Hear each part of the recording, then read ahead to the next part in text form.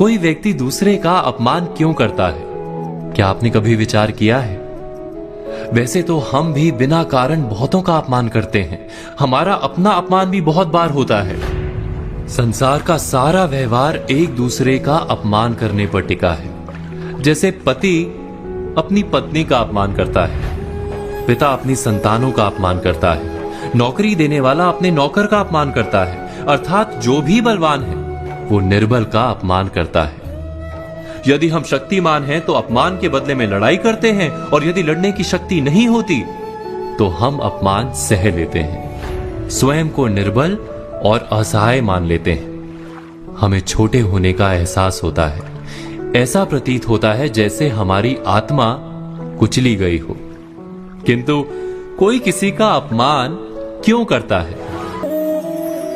हम विचार कर रहे थे कि जब अपमान होता है तो मनुष्य को अपनी निर्बलता का एहसास होता है, और निर्बलता का बोध मनुष्य को कुचल देता है।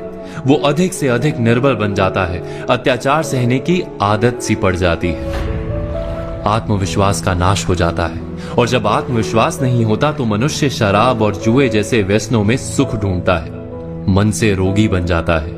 आखिर किसी भी मनुष्य की ऐसी दुर्गति कोई क्यों करता है?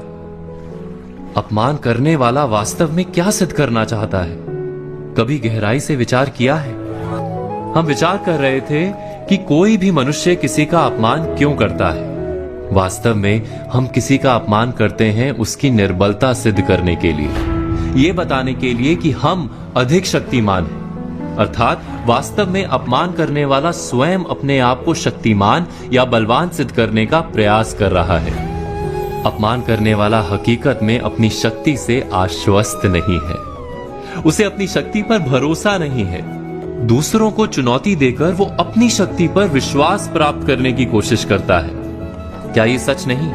हम बात कर रहे थे कि जब हम किसी का अपमान करते हैं तो वास्तव में इतना ही प्रकट करते हैं कि हमें अपने बल पर भरोसा नहीं। हमें ये संसार एक अविरत संघर्ष प्रतीत होता है, कभी ना रुकने वाली एक जंग सी दिखाई देती है। हम अपने निकट आने वाले सभी को प्रतिद्वंदी मानते हैं, फिर वो पति या पत्नी ही क्यों ना हो।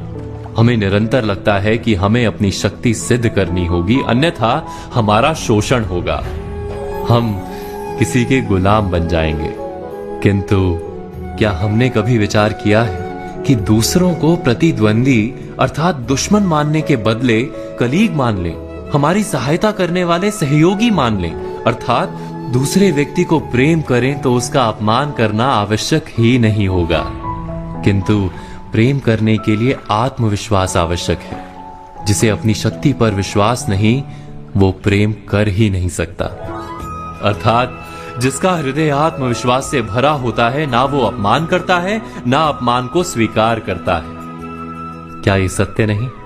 इस तथ्य पर विचार अवश्य कीजिएगा।